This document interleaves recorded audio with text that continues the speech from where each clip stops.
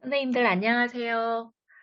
어, 교육과정 현장 네트워크 2단계 ES세미나에서 시도교육과정의 실제를 진행하게 된 충북교육정책연구소 신은희입니다. 선생님들 1단계 이어서 또 만나게 되어서 반갑습니다. 음, 제가 오늘 말씀드릴 부분은 이렇게 크게 네 가지로 이루어지겠습니다. 그래서 마지막 부분은 사실 앞으로 함께 고민해야 될 부분이기도 합니다. 제가 1단계에서 교육과정 현장 네트워크는 당장 어떤 부분을 이루어낼 것인가라는 것보다는 향후에 계속 상시적으로 이루어질 수 있는 마중물 역할을 했으면 하고 말씀드렸습니다. 다시 이렇게 2기로 시작되게 되어서 반갑고요. 1기에서 가장 강조했던 부분은 이 교육과정의 어떤 권한, 그 다음에 주체, 그리고 우리가 왜 여기를 참여해야 하는가 라는 지점을 함께 고민하였습니다. 그래서 이제 작년 교육과정 총론 주요 사항이 발표되었는데요. 이 일정을 보시면 이제 주요 사항이 발표된 거고요. 올해 하반기에 지금 총론과 강론이 고시될 예정입니다. 지금 진행되고 있는 과정은 시안을 개발하고 있는데요. 여기 작년에 저희가 치열하게 고민했던 내용들이 반영된 사항들에서 보면은 분권화를 바탕으로 한 학교 교육과정 자율성 확대 부분이 그동안 저희가 가장 고민했던 부분이 될 것 같습니다. 네, 국가, 지역, 학교 교육과정 간의 어떤 권한, 그 다음에 지금 현재 들어가 있는 내용은 시도 단위에서도 선택 과목을 개설할 수 있고 학교에서도 자율적으로 선택 과목이나 선택 활동을 할 수 있는데 이것이 명확하게 지금 자리를 잡지는 못했고요. 수업량 유연화 활용, 지금 고등학교에서 17시간을 16 플러스 1으로 하고 있는 이 수업량 유연화 방향으로 제시를 하고 있어서 사실 명확한 위치는 앞으로 시안이나 총론 고시 과정에서 저희가 앞으로 더 노력하여서 좀 위치를 잡고 실제로 학교에서 활용할 수 있도록 해야 될 영역이기도 합니다. 그러면 현재 저희가 딛고 있는 이 자리가 그동안의 교육과정 개혁 흐름 속에서 어디에 위치하고 있는가를 함께 보도록 하겠습니다. 먼저 이 오른쪽 위에 세계 교육과정의 흐름을 보면요. 예전에는 교육 내용을 바꾸면 교육이 개혁될 것이라고 생각했습니다. 그래서 우리 뭐 1차, 2차, 3차 보면은 뭐 학문 중심, 경험 중심, 인간 중심 이렇게 교육 개혁과 교육과정 개혁이 함께 갔는데요. 하지만 현실은 변하지 않았습니다. 이건 우리나라만이 아니라 다른 나라도 마찬가지입니다. 그래서 이런 거대 담론보다는 학습 방법이나 그 교육 운영 방법 이런 것들을 바꾸는 좀 미시적인 방향으로 이제 교육과정의 변화가 이루어지기 시작했습니다. 우리나라에서도 지금 뭐 수업 평가 이런 것들의 변화가 많지요. 또한 교육과정의 변화는 학교 문화와 떨어져서 갈 수 없구나. 그래서 학습 공동체 중심으로 가는 문화 이런 것들이 세계 교육과정의 흐름이라고 보면요. 우리나라 교육과정도 비슷하게 갔지만 조금 더 현재 시도교육과정 흐름과 연결해서 보면요. 먼저 우리가 국가교육과정에 대한 변화 요구가 2000년대 초반에 크게 터져나왔습니다. 7차 교육과정에서. 그러면서 대안적인 부분으로 참교육과정, 교과별 대안교육과정, 대안교과서 움직임이 있었는데 이때 가장 컸던 목소리가 바로 우리가 교육과정에서 학생의 성장과 발달을 고려해야 한다는 것입니다. 이거는 지금까지 이어져 오겠고요. 그러다가 국가교육과정 변화만으로는 변화가 쉽지 않구나. 그러면서 나왔던 것이 바로 학교 교육과정 변화입니다. 우리가 학교 혁신, 혁신학교가 해당되겠죠. 이때 우리가 이루어낸 변화들이 교육과정 개념이 굉장히 많이 확대가 됐죠. 교육 내용, 교육 운영 방법, 학교 문화, 그 다음에 이제 우리가 역량 중심으로 교육과정을 바라보기 시작했고요. 학교 문화 개선이 얼마나 중요한가 알게 되었죠. 또한 수업 혁신이 우리가 잠자는 아이들을 깨운다 뿐만이 아니라 학생들이 수업에 참여해서 의미 있는 수업을 가게 하는 것, 수업의 개념이 확대된 것, 다 우리가 학교 혁신을 통해서 이루어낸 성과들입니다. 또한 지역이 그동안 좀 소외돼 있었다라면은 이제 지역의 고민들을 교육과정에 담아내고 뭐 마을교육 공동체라든지 우리가 학생이 지역 속에서 어떻게 살아갈 것인가 삶과 삶을 연계시키는 과정으로서 학생 발달의 토대가 되는 지역 연계가 학교 교육과정의 어떤 혁신 속에서 들어오기 시작했고요. 또한 우리가 국가 중심이었던 그 10개 과목에 갇혀있던 부분을 민주시민교육과라든지 생태, 또한 뭐 노동인권, 세계 시민교육, 이런 식으로 과목이 변화되기 시작했습니다. 또한 학교의 어떤 자율적인 활동이나 내용을 담아내는 학교 자율적인 그런 교육과정들이 만들어지기 시작했습니다. 이런 변화 속에서 이것이 개별 학교의 노력만으로는 어렵구나. 학교와 학교 간의 연계, 학교 급 간의 연계 또는 이런 학교의 변화를 지역에서 지역교육청에서 지원해 주는 것, 이런 개념으로 가면서 최근에 이제 지역교육과정, 시도교육과정 이런 흐름으로 변화되고 있습니다. 그래서 지역과 학교는 함께 묶어봐야 되겠고요. 또한 우리가 그러면은 그동안의 변화를 보았을 때 총론 중심으로 가야 할까? 강론 중심으로 가야 할까? 거버넌스는 어떻게 가야 될까? 또 여기에서 실제 우리가 교육과정이 점점 이렇게 학교 시도로 오는 이유는 바로 우리 학생들의 성장 발달이라고 했을 때 학생 주체성이라는 부분들을 어떻게 더 가깝게 오게 되겠지요. 그래서 이런 고민들로 오고 있다는 흐름 속에서 오늘의 발표를 봐주시면 되겠습니다. 그러면 그동안 우리가 국가교육과정 내에서 지역교육과정은 이런 시도교육과정 편성운영 지침 수준으로 작용했습니다. 여기 위임된 상황들이 있지요. 이런 내용들만 가지고 짜다 보니 천편일률적인 내용들이고 사실은 크게 변화시킬 게 없었던 상황입니다. 그리고 이런 위계적 구조 속에서 학교는 사실 할 게 별로 없었죠. 그래서 권한이 없는 가운데 용어만 난립하다 보니 말은 많은데 실제로 할 수 있는 거는 없고 또 국가교육과정의 역할을 대행할 뿐 실제 그 학교 학생들, 그 지역의 고민들을 담아내기에는 어려움이 많았습니다. 여기에 교육과정이 어떤 운영 방법의 변화와 같이 가다 보니 굉장히 정책적인 부분들이 커지고요. 그에 비해서 또 감사는 촘촘하게 이루어지다 보니 지역교육과정 무용론까지 나오게 된 상황입니다. 우리의 현실은 또한 이런 분과나 지역화 교재, 교육과정 지역화 이런 용어들 속에서 사실은 명확한 위치를 잡기 어려워서 저희도 1단계일 때 굉장히 많은 고민을 했습니다.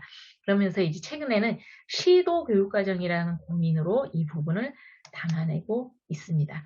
그래서 이 시도교육과정은 개념, 권한, 역할 명시가 필요한데요. 시도교육과정은 국가교육과정을 기초로 교육과정 중심의 학교 교육과정 자율성을 보장하기 위하여 이게 목적이 되어 있죠.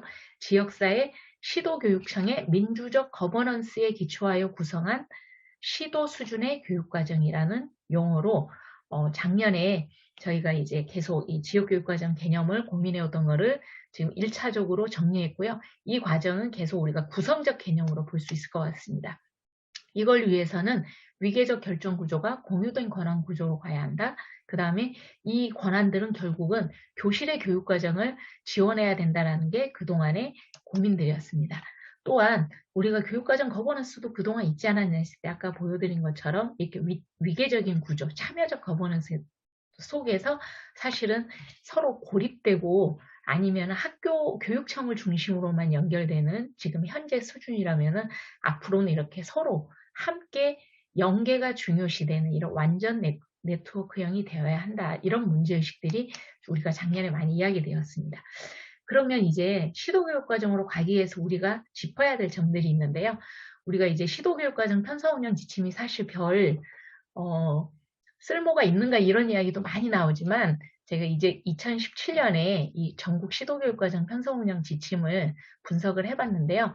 이걸 크게 모방적 차원, 매개적 차원, 생성적 차원으로 분석해 보았습니다. 모방적 차원은 많이 알고 있는 것처럼 그냥 국가교육과정을 요약 안내하는 수준인데 여기에 또한 굳이 안 넣어도 되고 중복되는 지침을 또 넣어서 학교에서는 사실 너무 많다라고 이야기하는 게 되었죠.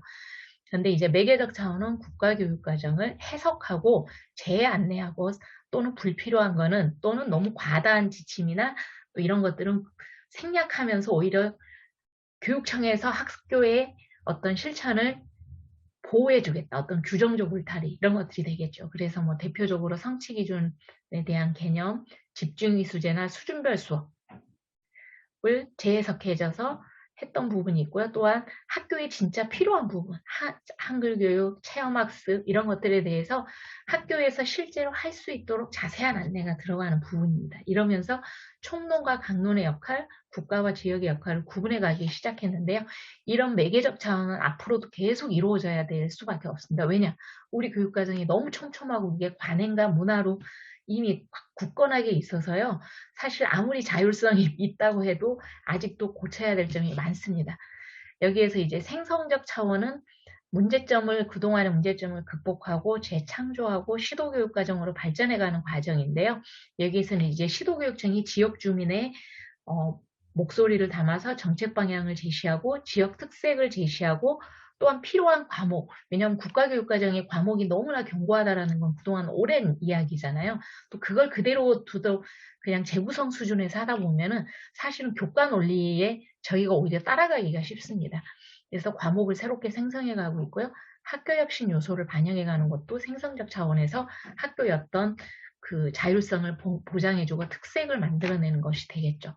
또 거버넌스 강화가 되겠는데요. 그럼에도 불구하고 어떤 감사 규정이나 이런 것들을 좀 사실 제약이 많이 됩니다. 그래서 이런 부분들은 우리가 계속 가야 되고 매개적 차원과 생성적 차원이 계속 가야 된다라는 부분이 앞으로 시도교육 과정에 반영이 있고요. 제가 여기 이제 2사례 정도 넣었는데요. 매개적 차원의 변화가 왜 지속돼야 되는가? 예를 들어서 여기 2021년도에 경기도 교육과정을 보면 교육과정의 지원사항에 이런 지원한다. 그 다음에 정비한다. 이런 내용들이 뭐 공모사업을 최소화한다. 이런 이야기들이 사실 그동안 교육과정 편성운영 지침에 나오지 않았거든요. 그래서 실제로 지원하겠다라는 내용들이 들어가고요. 다음 사례는 이제 범교과 학습 너무나 우리를 힘들게 하고 있는데 매핑 자료 나왔잖아요. 그래서 이제 충청북도 교육청은 2021학년도부터 학교에서 별도로 계획을 세우지 않도록 하였습니다. 그래서 이 자료를 제시해주고 학교교육과정 문서에 보면은 이 자료는 충청북도 교육청에서 제시한 매핑 자료로 대체한다. 단 학교별로 별도의 특화된 주제를 할 때는 계획을 수립하면 됩니다. 그래서 학교에서 이런 부분을 굉장히 편안해하고 있습니다. 우리가 많은 시도교육청에서 제시를 하면서 굉장히 많은 자료를 안내해주고 있는데요. 사실 그것도 학교의 부담이죠. 그래서 이렇게 하는 사례도 있고요. 이렇게 하는 이유는 가장 큰 이유는 우리가 결국 학교에서 어떤 그 지역과 학교 특성에 맞는 고유한 교육과정을 만들어낼 수 있도록 하기 위한 것입니다. 그 사례로 여기 일본의 사례인데요. 초등학교에서 무려 55년간 그 해안가의 백조를 연구했고 이거는 어느 그 과학자들에게도 나오지 않은 데이터라고 합니다. 그래서 총 2천여 명의 학생들이 그동안 참여를 했고요. 매일 아침 저녁 그 백조가 날아오는 개체수를 연구했는데 심지어 이 학교가 2012년에 폐교가 되었는데 이 시민단체에서 이 자료를 찾아내서 너무나 귀중한 자료라서 작년에 영국의 그 학술지에 수록된 자료입니다. 이런 것처럼 정말 우리가 국가나 그 시도나 학교나 다 역할이 있거든요. 그런데 그거를 너무 국가 중심으로만 보았을 때는 실제 생생한 이런 자료들이나 삶의 고민들이 사장될 수 있기 때문에 이런 부분들을 우리가 고민하는 것입니다. 그래서 이것들을 이제 하기 위해서 작년에 많은 노력들이 있었는데요. 대표적인 사례로 전남에서 교육과정 현장 네트워크 운동을 하면서 지역 교육과정 거버넌스로 확대 발전해 가면서 수기단을 만들어내고 전남교육과정위원회가 만들어낸 이런 과정들 얼마 전에도 저 사례 발표가 있었는데요. 이렇게 거버넌스를 만들어가는 과정을 앞으로 우리가 참고할 수 있겠고요. 자세한 내용은 또 전남 사례를 나중에 보시면 될 것 같습니다. 여기 이제 세종 같은 경우도 상위적 교육과정 2.0을 만들면서 시민들과 학교의 모든 한 명 이상 연구부장님들이 중심이 될 수도 있겠고요. 교육과정을 다루는 분들이 모두 함께 참여해서 창의적 교육과정을 만드는데 여기에서 우리가 수기과정이 그동안 말로만 있었고 사실 어떻게 할 것인가 아직 저희가 사례가 부족한데 토대를 만들고 여기서 수기를 통해서 공론화하는 과정, 방향 합의하고 이걸 통해서 이제 총론화, 강론화 프레임워크를 개발해 갔는데요. 지금은 이제 현장 선생님들이 총론을 그 시안을 개발한 단계까지 갔습니다. 그래서 이런 과정들이 실제로 우리가 시행해보고 있다는 것들을 볼 수 있겠고요. 또한 이제 작년에 가장 많이 이야기되었던 학교의 자율성을 어떻게 보장해 줄 것인가 했을 때 경기도에서 학교 자율과정, 충북에서 자율탐구과정, 전북에서 학교 교과목을 만들었고요. 여기 이렇게 시수 증감을 교과 내에서만 하고 창체는 증가만 할 수 있는데요. 자율탐구과정 보면은 이거를 교과 내에서 한 거를 학교에 어떤 그런 자율 활동으로 갈 수 있다. 이때 반드시 학생과 학부모도 참여하는 과정들이 강조되고 있습니다. 즉 우리가 국가교육과정이 만들었던 과정과는 당연히 달라져야 되겠죠. 우리가 그동안 아쉬웠던 부분들을 그 문제라고 했던 부분들을 반복하지 않고 우리는 새로운 어떤 정책 방향을 만들어가는 것, 과정을 경험하는 것도 우리에게는 중요한 부분입니다. 또한 2022년도에는 충남에서도 고시를 했더라고요. 초등에 그리고 세종에서도 이 자율과정을 고시를 합니다. 이렇게 변화되어 가고 있고요. 이 전북의 사례를 보면 학교 교과목이 바로 지역교육과정에 가지고 있는 권한을 반영을 해준 것이 됩니다. 그래서 이 학교 교과목에서 학교 교과서를 개발할 때 연구정보원에서 이거를 지원해주는 방향으로 가서요. 결국은 우리가 학교와 이 교육 지역이 함께 갈 수밖에 없다라는 부분이 되겠고요. 이 사례는 혁신학교 다음 단계인 미래형 혁신학교가 지금 전국적으로 이제 시도만이 아니라 교육부까지 함께해서 108개가 작년에 진행되었는데요. 이 학교들이 교육과정 자율성을 30%까지 확대하고 감축된 시수를 우리 지금 현재 자율과정 30%까지 만드는 과정, 성취 기준을 개발하는 것 과정, 무학년제로 운영하는 과정으로 13개교가 운영을 해보았습니다. 그랬더니 30%까지 가는 경우는 없고요. 사실은 학교 자율 과목을 만들고 성취 기준을 개발하는 것들을 모든 학교에서 저희가 보니까 충북에서 시도가 되었습니다. 그래서 이때 보면 학교 특색 활동이나 생활교육 등이 체계화되고 공식화되고 그동안 문서에 드러나지 않았던 활동들이 공식화되는 것들이 있었고요. 이 과정에서 선생님들이 자율성을 발휘하다 보니 학생과 학부모도 함께 교육과정 운영과 개발에 참여하는 이런 사례들이 나타났습니다. 결국 우리가 학교 자율과정은 이 소수만 하고 나머지는 그냥 국가교육과정이 변화를 하지 않는 것인가, 이것이 아니라 바로 이것의 교육과정 자율성을 발휘해 본 것이 결국은 국가교육과정까지 전체적으로 시야를 넓혀줬다. 그래서 우리가 개발하는 과정은 사실 이론으로만 되지 않고 실제 개발했을 때만이 축적된다라는 것들을 보여주었습니다. 또한 교과의 개념을 학습할 것들을 미리 만들어 정해진 것이 아니라 이렇게 묶어놓은 범주명, 학습 영역, 이렇게 교과의 개념조차 확대되어 가고 있습니다. 또 하나의 사례는 그동안 이렇게 다른 나라에서는 교사들이 교육과정을 만들어내고 하는 과정들을 도와주는 플랫폼이 있는데요. 우리나라는 그런 것들이 없고 사실 다 책 들고 오고 자료 들고 와서 모여서 오프에서만 하는 과정이 많습니다. 그런데 이 아일랜드 사이트나 독일이나 이런 것들을 참고해서 충북에서 작년에 교사 교육과정 개발 지원 시스템을 시범으로 해봤는데요. 이게 한 번에 되는 것들이 아니라 여러 단계를 거쳐야 돼서 작년에는 시도만 해보았습니다. 그랬을 때 여기 보면은 초중학교 교과 성취 기준이 있고요. 또한 여기에서 이제 성취 기준을 다운받아서 이 성취 기준을 가지고 간단하게 수업 만들기를 할 수 있고요. 또는 성취 기준을 취사 선택하고 만들 수도 있고, 또한 이거는 공동 설계가 가능하고요. 이거는 교사들 간의 공동 설계만이 아니라 학부모나 학생들도 이제 원격 수업을 지나서 블렌디드 수업 환경에서는 사실 손쉽게 좀 참여할 수 있는 과정이 있어야 되겠습니다. 그래서 이제 이 부분을 시범적으로 시도를 해보았습니다. 근데 이게 서버가 굉장히 커서 돈이 많이 들더라고요. 그래서 앞으로 좀 다른 시도와도 함께 해봤으면 좋겠고요. 이제 변화 과정에서 제가 간단하게 좀 공유할 부분 말씀드리고 마치도록 하겠습니다. 그러면 우리가 그동안에 어떤 이런 변화들을 담아내려면은 새로운 어떤 틀이 필요한데요. 이 시사점은 혁신학교 교육과정 변화에서 담아봤습니다. 혁신학교에서는 교육과정을 학생의 성장 발달을 위해서 필요한 학교 교육과정의 전반을 다 교육과정 개념으로 잡고 학년부로 바꾼다라든지 학생과 학부모 3주체 협약 또는 어떤 지역과의 거버넌스를 통해서 교육과정을 실행을 하다 보니 실행 변화가 교실을 벗어나서 학교 전체, 지역 전체, 시간 운영의 변화, 공간의 변화, 이런 것들, 수업의 개념이 확대된 거, 이렇게 실행이 변화되었는데요. 이런 것처럼 우리 지역교육과정도 아까 제가 지침만이 아니라 그동안 이루어졌던 다양한 학교혁신정책, 마을교육 공동체, 또한 여러 가지 변화들이 다 지역교육, 시도교육과정의 개념을 확대해 주는 것입니다. 또한 조직도 교육과정 그 부서나 정책기획과만이 아니라 지역 거버넌스, 교육과정 연구원 이렇게 안정적으로 뒷받침해줄 조직들이 필요하겠죠.